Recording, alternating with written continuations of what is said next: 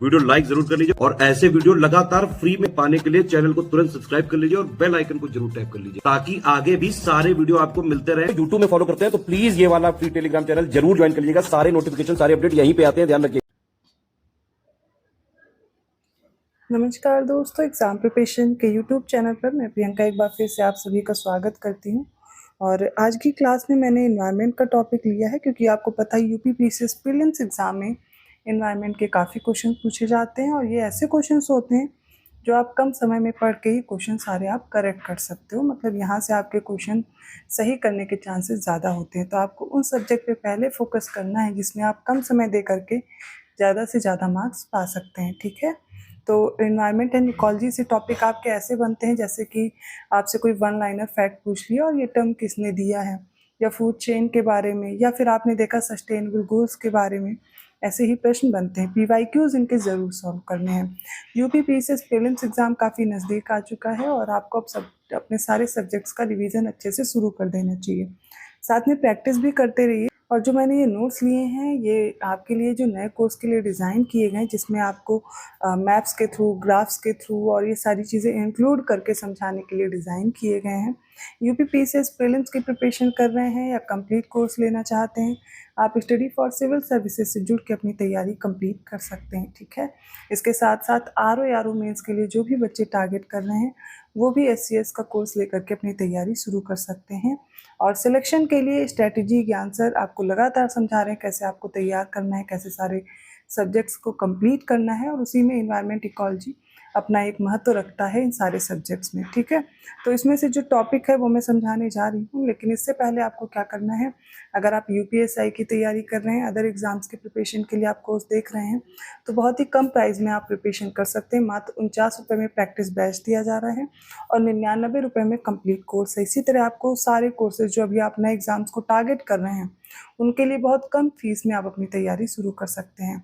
जो भी बच्चे यूपी पीसीएस दे रहे हैं या बीपीएससी दे रहे हैं उन सभी के लिए क्लास इंपॉर्टेंट है। साथ में पेड कोर्स के लिए आपको ज्ञान सर एजुकेशन ऐप डाउनलोड करना है। उस पर आपको ज्ञान सर डिस्काउंट कूपन कोड है, अप्लाई करेंगे और डिस्काउंट मिल जाएगा। कोर्स से रिलेटेड जानकारी होगी, अगर कोई इन्फॉर्मेशन चाहिए आप पूछ सकते हैं। तो चलिए आज का टॉपिक स्टार्ट करते हैं, जिसमें हम इन्वायरमेंट क्या है, कभी कभी डेफिनेशन ही पूछ ली जाती है आपसे, तो इन्वायरमेंट क्या है ये समझूंगी, ये टर्म किसने दिया, इस टर्म से आप कैसे मीनिंग निकालेंगे। मैंने इंग्लिश में लिया है, हिंदी में भी समझाऊंगी, इंग्लिश में भी आप देख सकते हो, ठीक है।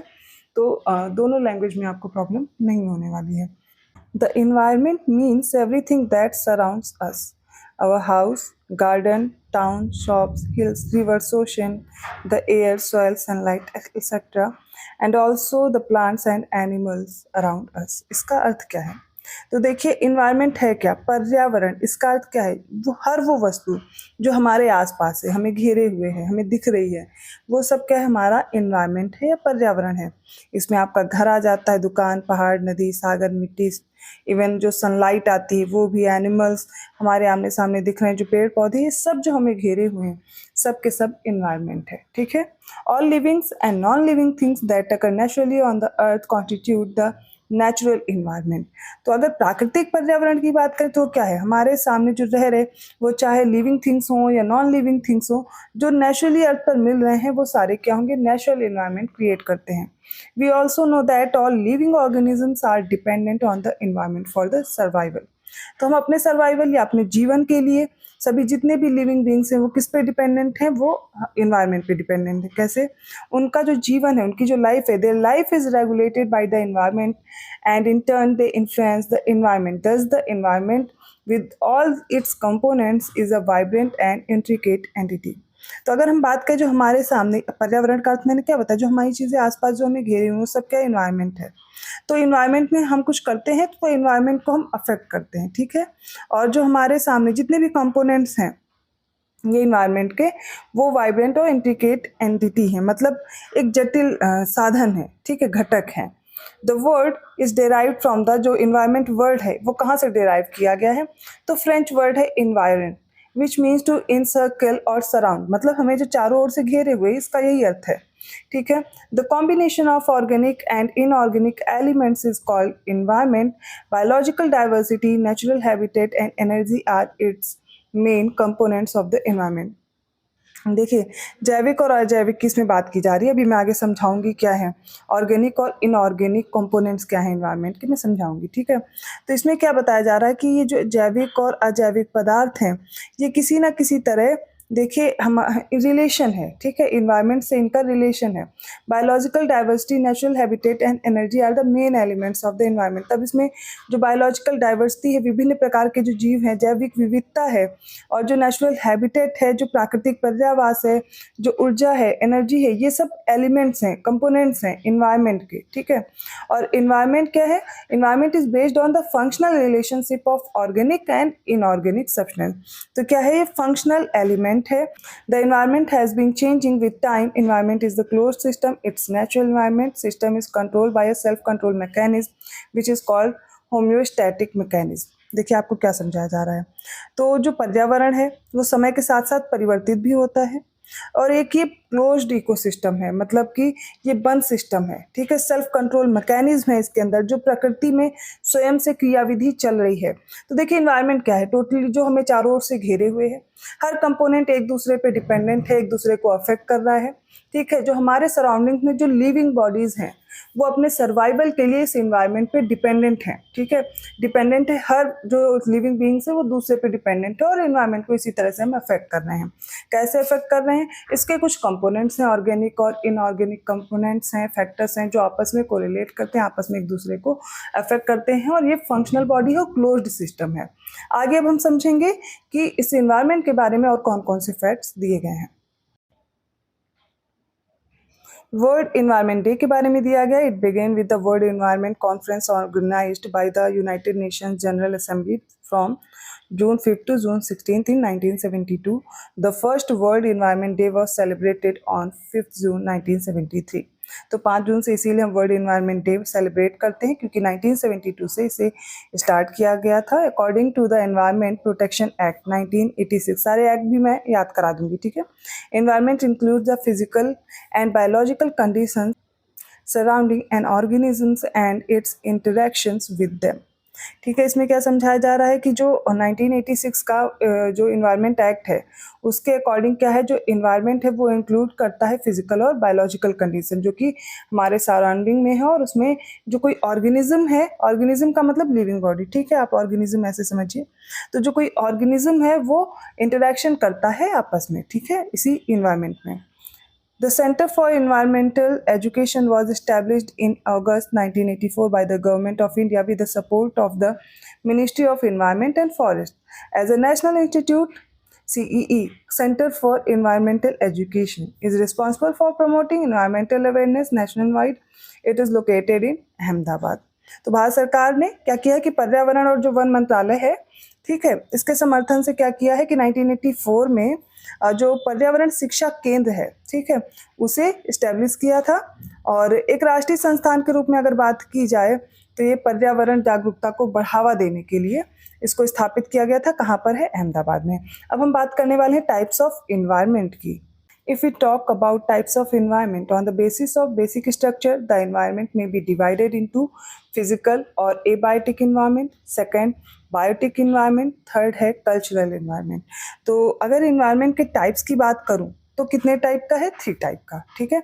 ये आपसे डायरेक्टली पूछा जा सकता है कि टाइप्स ऑफ इन्वायरमेंट, ठीक है, कितने टाइप का इन्वायरमेंट होता है। तो फिजिकल है जिसे हम एबायोटिक इन्वायरमेंट भी बोलते हैं। इसका अर्थ क्या है? तो हिंदी वाले भौतिक या अजैविक पर्यावरण, भौतिक या अजैविक पर्यावरण क्या कहलाता है? Abiotic environment. सेकंड जो है वो बायोटिक है, मतलब जैविक पर्यावरण। थर्ड है कल्चरल इन्वायरमेंट जिसे हम बोलते हैं सांस्कृतिक पर्यावरण। अब एक एक करके मैं समझाने वाली हूँ, सारे हम देखेंगे जैविक और अजैविक या फिर जिनकी भी बात की जा रही है। तो सबसे पहले इसमें जो है भौतिक या फिर अजैविक पर्यावरण है, ठीक है, फिजिकल और abiotic environment. On the basis of physical characteristics and state abiotic और फिजिकल इन्वायरमेंट इज सब डिवाइडेड इनटू।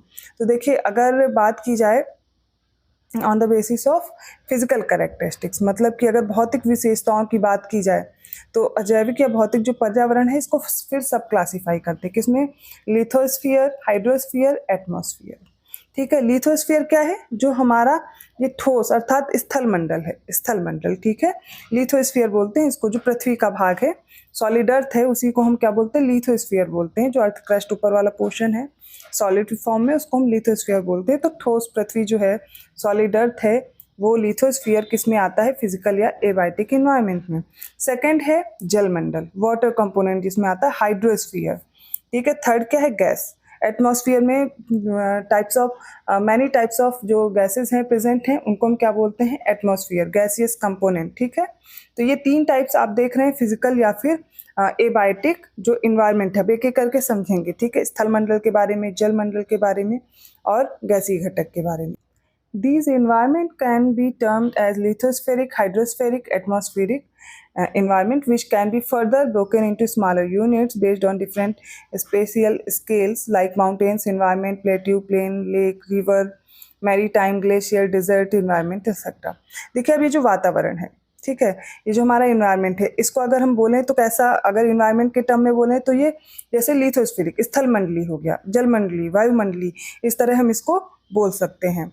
और इसमें बहुत सारे पैमाने भी आते हैं, बहुत सारे स्थानिक पैमाने लिए गए, जैसे कि जो माउंटेन्स हमने ले लिया, ठीक है, इसमें प्लेट्यूज दिए गए हैं, प्लेन्स हैं, लेक्स हैं, रिवर्स हैं, मैरीटाइम, ग्लेशियर, ये छोटी छोटी इकाइयाँ हैं, यूनिट्स हैं, जिसमें भी हम डिवाइड कर सकते हैं, ठीक है। द फिजिकल एनवायरनमेंट में also be viewed in terms of climate conditions, providing certain sorts of habitat for biological communities like tropical, temperate and polar environment। तो भौतिक पर्यावरण को जैसे क्लाइमेट है, उसके अगर उन परिस्थितियों में देखा जाए तो क्या होगा कि ये जैसे कि इसमें दिया गया है, पहला हो गया आपका ट्रॉपिकल, मतलब ट्रॉपिकल क्या? उष्णकटिबंधीय। सेकंड है टेम्परेट, टेम्परेट का मतलब है समशीतोष्ण। और पोलर इन्वायरमेंट भी देखा जाता है, जो ध्रुवीय पर्यावरण है। तो देखिए हम कैसे कैसे क्लासिफाई कर सकते हैं। पहला तो लिथोस्फेरिक, हाइड्रोस्फेरिक, एटमॉस्फेरिक हम देख रहे हैं। अब इसमें भी अगर छोटी छोटी यूनिट्स की बात की जाए तो क्या माउंटेन्स, रिवर्स, प्लेट्यूज, यहाँ पर भी तो एक इन्वायरमेंट क्रिएट होता है, ठीक है, ये भी हो सकता है। दूसरा, अगर हम क्लाइमेट के बेसिस पे देखें तो कैसा इन्वायरमेंट हो सकता है? ट्रॉपिकल, टेम्परेट और पोलर इन्वायरमेंट। तो क्लाइमेट के अकॉर्डिंग भी इन्वायरमेंट चेंज हो रहा है, ठीक है। इस तरीके से क्लासिफिकेशन किया गया है। अब हम देखते हैं एबायोटिक और बायोटिक कंपोनेंट्स क्या होते हैं। तो एबायोटिक कंपोनेंट का मतलब है non living. These are the most important determining factor of where and how well an organism exist in the environment. Although these factors interact with each other, one single factor can limit the range of an organism, thus acting as the limiting factor। तो जो देखिए science background के हैं वो अच्छे से सब सारी चीज़ें समझते हैं, उन्हें ज़्यादा पढ़ना भी नहीं पड़ता। लेकिन जो आर्ट साइड से हैं, जिन्होंने साइंस बैकग्राउंड नहीं लिया था, उनको समझना है, इसलिए मैं अच्छे से एक एक जो टर्म है वो समझाती चल रही हूँ। तो एबायोटिक कंपोनेंट है, नॉन लिविंग है, अर्थात निर्जीव है, लेकिन फिर भी ये आपस में एक दूसरे से इंटरैक्ट करते हैं। एक सिंगल फैक्टर भी लिमिट कर सकता है जो रेंज ऑफ किसी एक ऑर्गेनिज्म की रेंज को, ठीक है, या फिर इसको हम लिमिटिंग फैक्टर बोल सकते हैं, अर्थात सीमित करने वाला फैक्टर भी बोल सकते हैं। एबायोटिक कंपोनेंट्स में आप देखेंगे जैसे लाइट है, एयर है, ये सारी चीज़ें घटक आ जाते हैं, वो एबायोटिक कंपोनेंट्स की बात होती है। बायोटिक कंपोनेंट्स कैसे होते हैं? लिविंग्स होते हैं, लिविंग बींग्स होते हैं। It consist of the living parts of the environment including the association of a lot of inter related population that belong to different species inhabiting a common environment. The populations are those of the animal community, the plant community and the microbial community।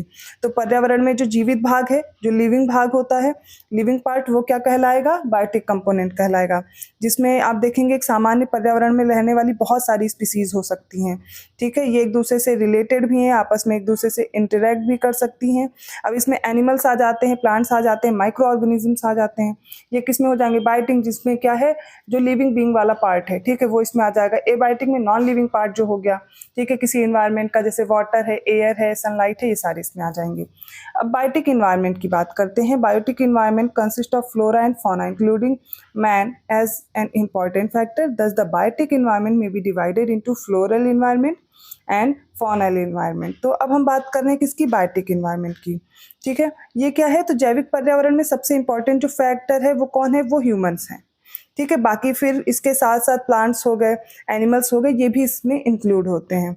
तो इस प्रकार से जैविक पर्यावरण बनता है, लेकिन इसको भी 2 पार्ट में हम करते हैं। तो फ्लोरा का फ्लोरल इन्वायरमेंट क्या हो गया, जो कि पुष्पीय वातावरण है, पेड़ पौधों से रिलेटेड है। नेक्स्ट है फॉनल वाला, जो जीव जंतुओं वाला पर्यावरण है। तो इस तरीके से 2 टाइप में इसको भी क्लासीफाई किया गया है। Further all the organisms work to form their social groups and organisations at several levels and thus is formed social environment where in the organism work to derive matter from the physical environment for their sustenance and development. The process generates economic environment. तो क्या होता है, इसके अलावा भी कई स्तर होते हैं। जैसे कि कोई जीव है तो नए स्तर, कई स्तर पर सामूहिक रूप से बटा होता है समाज में, ठीक है। बहुत सारे संगठन उसके बने होते हैं। तो एक क्या होता है, एक सोशल इन्वायरमेंट बना लेता है, और इसमें इसीलिए ह्यूमन जो है वो एक इम्पॉर्टेंट फैक्टर हो जाता है, ठीक है। और अपने भरण पोषण के विकास के लिए एक इन्वायरमेंट वो क्रिएट करता है। इसी को हम क्या कह रहे हैं, उसका जो फिजिकल इन्वायरमेंट हो गया, ठीक है। और ये प्रक्रिया आर्थिक वातावरण उत्पन्न करती है, इकोनॉमिक इन्वायरमेंट क्रिएट करती है। नेक्स्ट है cultural environment. The cultural environment consist of influence of religious, family, educational and social system in the marketing system. Marketers who intend to market their products overseas may be very sensitive to foreign culture. तो फिर सांस्कृतिक पर्यावरण एक हो जाता है, जिसमें विपणन प्रणाली आ जाती है, मार्केटिंग वाली चीज़ें आ जाती हैं। तो आज की क्लास में हमने सबसे पहले समझा इन्वायरमेंट है क्या। जो हमारी आसपास सारी वस्तुएं फैली हुई हैं वो क्या हो गया, इन्वायरमेंट हो गया। इसमें माउंटेन्स हो गए, ठीक है, ओशंस हो गए, एयर हो गए, ये सारी चीज़ जो हमारे आसपास दिख रहा है, सनलाइट हो गए, पेड़ पौधे, एनिमल, सबके सब इन्वायरमेंट में आ जाते हैं, ठीक है। इसमें लिविंग बींग्स भी होंगे, नॉन लिविंग बींग्स भी, सब आकर के मिल करके एक इन्वायरमेंट को क्रिएट करते हैं। और इस शब्द की उत्पत्ति जो हुई है इन्वायरमेंट की, वो इन्वायरमेंट से हुई है, मतलब आसपास जो हमारे सराउंडिंग में है, इसका अर्थ यही होता है। ये एक फ्रेंच वर्ड है, ठीक है। अब जो विश्व पर्यावरण दिवस है, इसकी बात की जाए तो मैं एक बार हिंदी में आप लोगों को रिवाइज करा दे रही हूँ। तो 1972 में इसकी शुरुआत हुई थी, 5 से 16 जून को, और हर साल हम 5 जून को मनाते हैं पर्यावरण दिवस, क्योंकि पहला पर्यावरण दिवस कब मनाया गया था, 5 जून 1973 को, 1973 में। अगर हम बात करें कि पर्यावरण संरक्षण अधिनियम, इसके तहत 1986 में जो आया था, इसके अनुसार जो भी हमारे जीव या कोई जीव के चारों ओर जो भौतिक या जैविक दशाएं हैं, ठीक है, उनको हम क्या कहते हैं, जो फिजिकल इन्वायरमेंट है या फिजिकल फैक्टर्स हैं जो आपस में घेरे हुए हैं, उनको हम क्या बोलते हैं, वही फैक्टर्स हैं जो आपस में एक दूसरे को सीमित करते हैं, इन्वायरमेंट कहलाता है, ठीक है। अब देखेंगे कि इसमें जो पर्यावरण है, इन्वायरमेंट है, 3 टाइप का है, हमने समझा। पहला फिजिकल इन्वायरमेंट है, एबायोटिक जिसको बोलते हैं, दूसरा बायोटिक है, थर्ड कैसा है, कल्चरल इन्वायरमेंट है, ठीक है। तो अब जो एबायोटिक है, इसमें क्या होगा कि ये ठोस, इसमें इसको भी 3 पार्ट में सब क्लासीफाई किया गया, लिथोस्फेरिक, हाइड्रोस्फेरिक और एटमॉस्फेरिक, ठीक है। अब ये क्या होते हैं, ये नॉन लिविंग फैक्टर्स होते हैं, इनको आगे भी क्लासीफाई किया गया, बताया गया है। अब आगे देखते हैं, इसके बाद बायोटिक इन्वायरमेंट आ जाता है, जो लिविंग बींग्स हैं, जो सजीव हैं, वो आपस में एक दूसरे से रिलेटेड है, एक दूसरे को अफेक्ट करते हैं, इसको भी सब क्लासीफाई किया गया। इसमें ह्यूमन इंपॉर्टेंट हो जाता है, फ्लोरल इन्वायरमेंट और फॉनल इन्वायरमेंट, 2 तरह से इसको भी क्लासीफाई किया गया। फिर कल्चरल इन्वायरमेंट है, बट यहीं पे ये चैप्टर आपका कंप्लीट नहीं होता, यहाँ पे भी हमने सिर्फ इतने टर्म्स ही समझे हैं। इसके अलावा भी बहुत सारे फैक्टर्स हैं, कौन कौन से कंपोनेंट्स हैं, टाइप्स ऑफ इन्वायरमेंट, ये सब हमें पढ़ना है।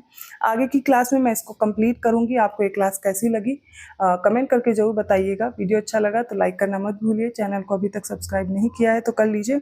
मैंने एक बेसिक जो यहाँ पर टर्म्स दिए हैं, डेफिनेशन दी हैं, बस वो समझाने की कोशिश की है, बट अलग से मैं आपको ये समझा दूंगी, ठीक है, जिसमें आपको इन्वायरमेंट से रिलेटेड जो इंपॉर्टेंट एक्ट्स पूछे जाते हैं और जो क्वेश्चन भी पूछे जाते हैं वो भी मैं इंक्लूड कर लूँगी। तो वीडियो को लाइक जरूर कर दीजिए, चैनल को सब्सक्राइब नहीं किया है कर लीजिए। और हाँ, अगर आप पेड कोर्स में इंटरेस्टेड हैं तो ज्ञान सर एजुकेशन ऐप डाउनलोड करके आप अपने कोर्स को परचेज कर सकते हैं। धन्यवाद।